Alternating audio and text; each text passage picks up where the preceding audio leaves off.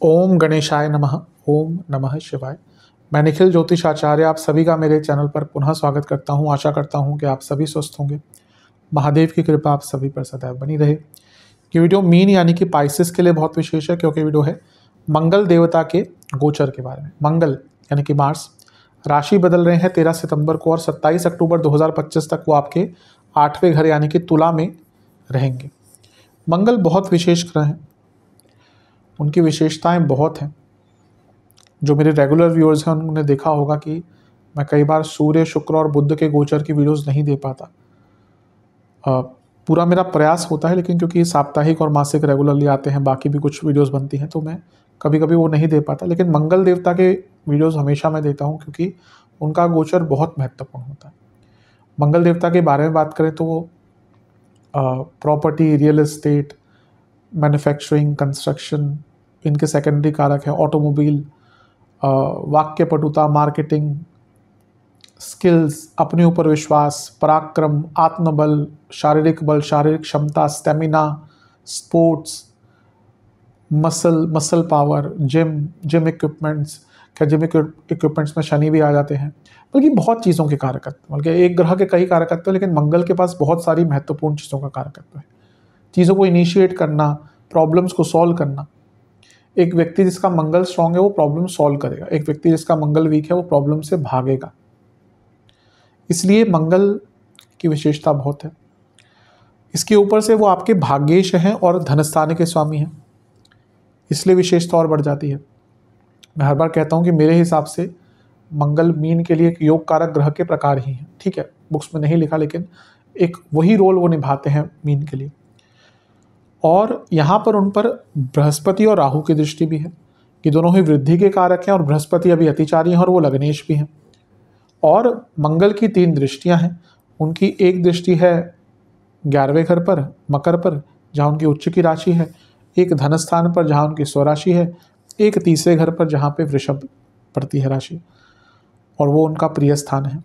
और आपका धन स्थान जहाँ पर मंगल की दृष्टि है, लेकिन केतु का प्रभाव भी है, तो इसका भी इम्पैक्ट बहुत होगा।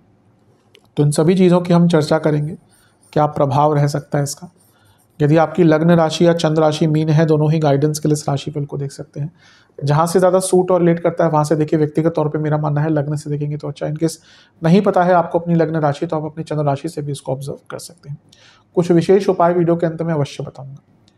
शुरू करते हैं। अष्टम के मंगल मिश्रित प्रकार के ग्रह कहे गए हैं, क्योंकि इसके कुछ अच्छे प्रभाव भी होते हैं, बुरे प्रभाव भी होते हैं। पहले कुछ अच्छी चीज़ों की बात कर लेते हैं। धन स्थान के स्वामी हैं और भाग्य स्थान के स्वामी हैं। धन स्थान, लक्ष्मी स्थान, दोनों क्या है? धन से संबंधित भाव हैं। और मंगल अष्टम में जब आते हैं, या कहिए धन स्थान का स्वामी जब अष्टम में आता है, तो अचानक से बड़े धन की प्राप्ति होती है, यानी कि धन का बड़ा लाभ, स्पेकुलेटिव मार्केट्स, पैतृक संपत्ति, गुप्त धन, इन सब का लाभ होता है। मंगल की एक दृष्टि है आपके लाभ स्थान पर, ठीक है। और यहाँ पे अगर हम देखें तो 2, 8, 11 का कनेक्शन हो रहा है। इसमें केवल पंचम का योगदान नहीं है। अगर वो भी हो जाता तो इधर पूरा पनफरा भावों का कनेक्शन हो जाता, लेकिन फिर भी 2, 8, 11 का कनेक्शन बहुत बड़े और अचानक धन के आगमन का सूचक होता है, और ये अचानक से धन के नए रास्ते खोलने का भी सूचक होता है। तो ये एक अच्छी चीज़ है। मंगल आपके धन स्थान के स्वामी हैं और अष्टम में बैठे हैं। कोई पैसा आपका फंसा हुआ था, रुका हुआ धन था, वो भी वापस आ सकता है। गुप्त धन की वृद्धि होती ही है।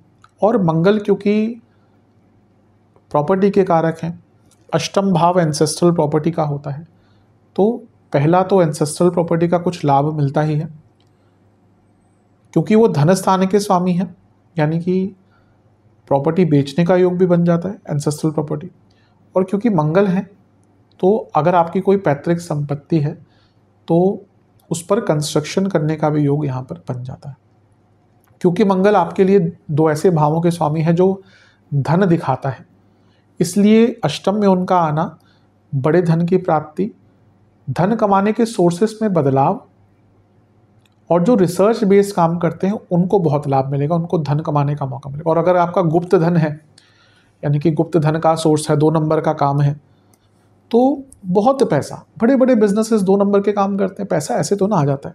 आप देखिए कि जिसके पास अंतहीन या बहुत पैसा है ना, अब जो लीगली काम कर रहा है, लेट्स से कि आपकी सैलरी भी अगर बहुत अच्छी है, बिजनेस भी अगर आप कर रहे हैं और लीगली कर रहे हैं, तो आप देखिए कितना व्यक्ति को संघर्ष होता है, उसका जीएसटी टैक्स वगैरह कितना जाता है। और कई लोग 2 नंबर का काम करते हैं, ना टैक्स ना जीएसटी, और दुनिया भर का पैसा उनके पास। तो अगर आप वैसा कुछ कार्य करते हैं तो लाभ ही लाभ है बहुत, और वो करने के लिए भी टैलेंट चाहिए, ऐसा नहीं हर कोई कर सकता है, तो वो अपने आप में एक टैलेंट होता है, तो वहाँ पे लाभ आपको प्राप्त हो सकता है। दूसरा, मंगल आपके नवम भाव के स्वामी है, जो साधना आदि दर्शाता है, और अष्टम भाव गुप्त साधनाओं का है। 13 सितंबर को मंगल का गोचर होगा, 27 अक्टूबर तक, इसी पीरियड में आपका नवरात्रि भी आ रहे हैं। तो अगर आप कोई साधना करना चाहते हैं, बहुत अच्छा टाइम है।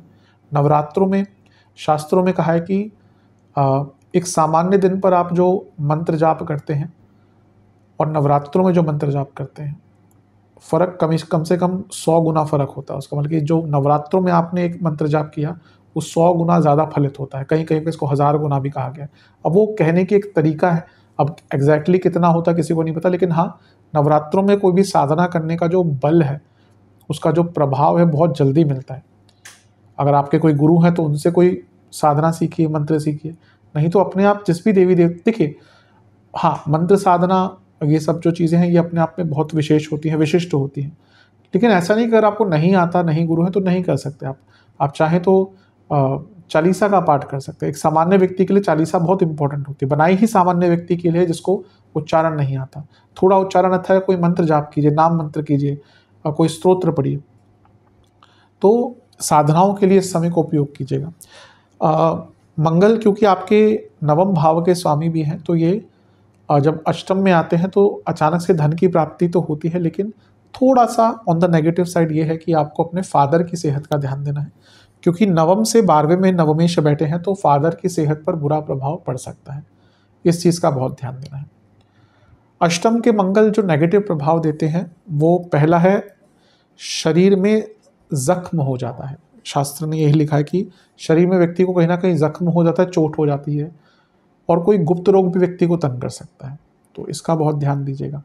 अष्टम के मंगल दोष बनाते हैं, और सबसे स्ट्रॉन्ग मंगल दोष, तो यहाँ पे मैरिड लाइफ में प्रॉब्लम्स आना शुरू हो जाएंगी। बाकी तो धन वगैरह बढ़ेगा आपका, लेकिन मैरिड लाइफ में बहुत प्रॉब्लम स्टार्ट हो जाएंगी, क्योंकि अभी वो ऑलरेडी सप्तम में ही थे, लड़ाई झगड़े करा कर आए हैं, अब वो अष्टम में आ रहे हैं। शनि भी अभी लग्न में बहुत टाइम तक वो देख रहे हैं आपके सप्तम को, तो मैरिड लाइफ में अचानक से प्रॉब्लम्स आना शुरू हो जाएंगी।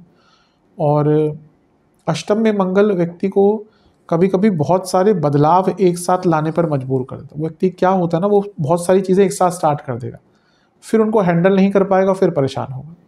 तो इन नेगेटिव चीज़ों से आपको थोड़ा बच के रहना है। मंगल क्योंकि 10वें से लाभ में, यानी कि 10वें से 11वें बैठे हैं, तो ये अचानक से कार्यक्षेत्र में पैसा बढ़ने का एक इंडिकेशन है। और मंगल सप्तम से दूसरे में, यानी कि सप्तम से धन में है, तो बिजनेस में भी बदलाव का मौका, पैसे बढ़ने का मौका, कुछ नया करने का अवसर आपको बिजनेस में प्राप्त होगा। अब मंगल पर राहु और बृहस्पति की दृष्टि की बात करते हैं। मंगल पर बृहस्पति और राहु दोनों का प्रभाव है, और ये दोनों वृद्धि के कारक हैं। तो धन स्थान के स्वामी पर दोनों का प्रभाव, यानी कि धन की वृद्धि। दूसरा भाव इन्वेस्टमेंट्स का भी होता है। अगर कोई प्रॉपर्टी इन्वेस्ट करने के लिए ढूंढ रहे थे, एक होता है रहने के लिए, एक होता है इन्वेस्ट करने के लिए, ये टाइम प्रॉपर्टी में इन्वेस्टमेंट का बहुत सुनहरा मौका है। और क्योंकि वो नवमेश है, लक्ष्मी स्थान के स्वामी, तो भाग्य की वृद्धि, धन की वृद्धि, हायर स्टडीज जो स्टूडेंट्स करते हैं उनको बहुत लाभ, धर्म की वृद्धि, साधनाओं की वृद्धि, और एक प्रकार से अपने आत्ममंथन का मौका बहुत अच्छा मिलेगा। क्योंकि राहु का प्रभाव है जो धन स्थान के स्वामी और लक्ष्मी स्थान के स्वामी को देख रहे हैं, तो विदेश से पैसा और गुप्त धन की वृद्धि बहुत दिख रही है। और बृहस्पति का प्रभाव है जो कर्मेश हैं और लग्नेश हैं, उनका भाग्य स्थान के स्वामी पर प्रभाव, यानी कि कर्म, लग्न और भाग्य का मिलन, यानी कि जीवन में कुछ बहुत बड़ा करना, जीवन को आगे लेके जाना। अष्टम भाव नए रास्ते खोलता है, तो वह लोग जो सब कुछ हार बैठे थे उनको कुछ नया यहाँ पे करने का मौका मिलता है। तो ये बहुत अच्छी चीज़ है। लेकिन अष्टम में राहु का प्रभाव जब मंगल पे आ गया तो ये मंगल दोष के प्रभाव को बहुत बढ़ा देगा, और यहाँ पे फिर से कहूँगा जख्म, बॉडी में चोट, बॉडी में इन्फेक्शंस, इनका योग बन जाता है। तो इससे थोड़ा सा बच के रहिएगा, थोड़ा इम्पल्सिव कम रहिएगा, और बहुत सारी चीज़ें एक साथ स्टार्ट मत कीजिएगा। मंगल ऊर्जा है तो अष्टम भाव बदलाव है। कभी कभी व्यक्ति ना सब कुछ बदलना शुरू कर देता है, ये भी चेंज कर दो, वो भी चेंज करो, सब कुछ बदल देना, वहीं पे प्रॉब्लम होगी। तो इस पर थोड़ा सा ध्यान दीजिएगा। दृष्टियों की तरफ चलते हैं मंगल की। मंगल आपके 11वें घर को देखेंगे जहाँ पे उनकी उच्च की राशि है। धन स्थान के स्वामी लाभ स्थान को देख रहे हैं, जैसे मैंने पहले भी कहा था, और वो लक्ष्मी स्थान के स्वामी है, और ऑलरेडी वो बृहस्पति राहु से दृष्ट है। पैसा तो भरपूर बढ़ने वाला है। स्पेकुलेटिव मार्केट्स, बिजनेस, रुका हुआ पैसा, पैसे कमाने के नए सोर्स, 2 नंबर का काम, लॉटरी आदि, सब में बहुत लाभ आपको प्राप्त हो सकता है। बहुत शुभ समय है पैसा कमाने के लिए। ये पैसा कमाने के लिए नहीं, ये पैसा बढ़ाने का समय होता है। एसेट्स का भाव है, इन्वेस्टमेंट का मौका भी मिलेगा, जो अभी हम थोड़ी देर पहले चर्चा करी थी। पैसा लगाने का कहीं मौका मिलेगा, और पैसे को बढ़ाने के अवसर, यानी कि नए काम करने के, नए इनकम के सोर्सेस खोलने के अवसर, कई इच्छाओं की पूर्ति, कार्यों का आगे बढ़ना, और जीवन में समृद्धि आना, सकारात्मकता आना, जीवन को गति प्रदान करना, बहुत अच्छा है ये। बस थोड़ा सा आपने हमेशा, जब मैं 11वें भाव पे किसी बड़े ग्रह की बात करता हूँ तो हमेशा बताता हूँ कि थोड़ा सा आपने इच्छाओं पर कंट्रोल कर लीजिएगा, क्योंकि यहाँ पे इच्छाएं बहुत प्रबल हो जाती हैं। मंगल का एक प्रभाव दूसरे घर पर भी है। अपनी ही राशि को देख रहे हैं, अब लाभ को भी कनेक्ट करें, धनस्थान को भी कनेक्ट करें, तो ये अपने आप में बहुत सुंदर धन योग होता है। बिजनेस में बहुत लाभ मिलेगा, क्योंकि सप्तम से त्रिकोण, सप्तम से अष्टम पर मंगल का प्रभाव है। तो निरंतरता से नया काम भी मिलेगा, और अचानक से पैसा भी बढ़ेगा। और ऑलरेडी जैसे हम बात कर चुके हैं धनस्थान पर, तो घर में भी पैसा आएगा, प्रॉपर्टी का लाभ मिलेगा, प्रॉपर्टी से लाभ मिलेगा, इन्वेस्टमेंट का मौका, धन बढ़ाने का मौका, और केतु का प्रभाव भी है। तो ये धन कमाने के नए अवसर खोल के देगा आपको। आप देखेंगे मंगल केतु का प्रभाव, लेट्स से कि आपने कोई स्किल सीखी हुई है पहले, उसका यहाँ पे आपको लाभ मिलेगा, बल्कि उसके द्वारा आप धन कमा पाएंगे अपने। ये करियर का भी एक भाव होता है मंगल केतु का प्रभाव, यानी कि कार्य क्षेत्र में आपको अपने आप को एनहेंस करने का, बढ़ाने का, अपने स्किल को बढ़ाने का मौका मिलेगा, बहुत अच्छा है। लेकिन किंतु परंतु वाणी का स्थान है, 2 अग्नि तत्व के ग्रहों का प्रभाव और अग्नि तत्व की राशि, यानी कि वाणी में बहुत उग्रता, और क्योंकि अष्टम से मंगल देख रहे हैं तो इम्पल्सिवनेस, बिना सोचे समझे कुछ बोल देंगे और फिर उसका बुरा प्रभाव पड़ेगा। तो वाणी पर बहुत ध्यान देगा, अदरवाइज अदरवाइज इसमें कुटुंब में प्रॉब्लम, कुटुंब में दिक्कत आ सकती है। वाणी पर बहुत कंट्रोल करना है, घर में लड़ाई झगड़े अदरवाइज हो सकते हैं। किसी को पैसा उधार मत दीजिएगा, वरना पैसा वापस नहीं आएगा। मंगल का एक प्रभाव आपके 6ठे घर पर भी होगा, तीसरे घर पर भी होगा। अच्छा है, तीसरे घर पर मंगल का अगर प्रभाव आ गया तो बहुत अच्छा है। भाग्येश है, धनेश है, राहु बृहस्पति से प्रभावित है। बृहस्पति अतिचारी है, यानी कि ऊर्जा और स्पीड, और तीसरा भाव गति प्रदान। आप देखेंगे मंगल का ये गोचर होते ही आपके कई महीनों के अटके कार्य पूर्ण होना शुरू हो जाएंगे। आपके लग्न में एक वक्री ग्रह है शनि महाराज, तो आपने देखा होगा 13 जुलाई से जीवन में मंदता आ ही गई होगी। लग्न में अगर एक इतना बड़ा ग्रह वक्री है, आप सोचेंगे 10 काम होगा, 1 काम, ये हो रहा होगा। मंदता, स्लोनेस, लेजीनेस सब आ रहा होगा। अब क्योंकि मंगल का अवस्था ऐसा है कि वो तीसरे घर को उनका प्रभाव आ गया तीसरे घर पर, तो यहाँ से, और 11वें घर को भी देख रहे हैं, 2 उपचय भाव, तो यहाँ से बहुत लाभ आपको प्राप्त होगा, क्योंकि गति प्रदान होना शुरू हो जाएगी। लेकिन फिर से कहूँगा, भाई बहनों से संबंध बनाकर रखिएगा, कम्युनिकेशन पर थोड़ा सा ध्यान दीजिएगा। लेकिन अगर विस्तृत रूप से देखें तो मंगल का ये गोचर बहुत अच्छा है। जो मैंने नेगेटिव चीज़ें कहीं, चोट आदि के बारे में, जख्म और गुप्त रोग आदि के बारे में ध्यान दीजिएगा। हाँ, अष्टम के मंगल पर राहु का प्रभाव है, इसमें ना कभी कभी मैरिड लाइफ में ध्यान भी भटकता है और अनमोरल चीज़ें व्यक्ति कर सकता है। सेहत पर थोड़ा सा और चर्चा करें तो जिन पुरुषों को प्रोस्टेट की प्रॉब्लम है, दिक्कत बढ़ेगी। महिलाओं को यूट्रस की प्रॉब्लम, पाइल्स की प्रॉब्लम है, दिक्कत बढ़ेगी। इंटेस्टाइन से संबंधित प्रॉब्लम तंग कर सकते हैं। लोअर बॉडी में इन्फेक्शन, इन्फ्लेमेशन हो सकता है। दांतों की प्रॉब्लम, आंखों की प्रॉब्लम तंग कर सकती है। एसिडिटी, बाहर का खाना खाने के कारण प्रॉब्लम, ईएनटी की प्रॉब्लम, टॉन्सिल्स की प्रॉब्लम आपको बहुत तंग कर सकती है। इन सब चीज़ों पर काफ़ी ध्यान देने की आवश्यकता है। उपाय की बात कर लेते हैं। बजरंग बली को एक मीठा पान चढ़ाइए, एक घी का दिया, एक सरसों के तेल का दिया अर्पण कीजिए। दोनों में ही काली सरसों के कुछ दाने डालिए। गुलाब के पुष्प अर्पण करिए और चमेली के पुष्प मिलते हैं तो वो भी अर्पण कीजिए। आपको मंगल देवता का एक मंत्र है, ओम अंजनी सुताय नमः, इसका 108 बार जाप करना है। मंगल देवता का ये हनुमान जी का मंत्र है, ओम अंजनी सुताय नमः, इसका 108 बार जाप करना है।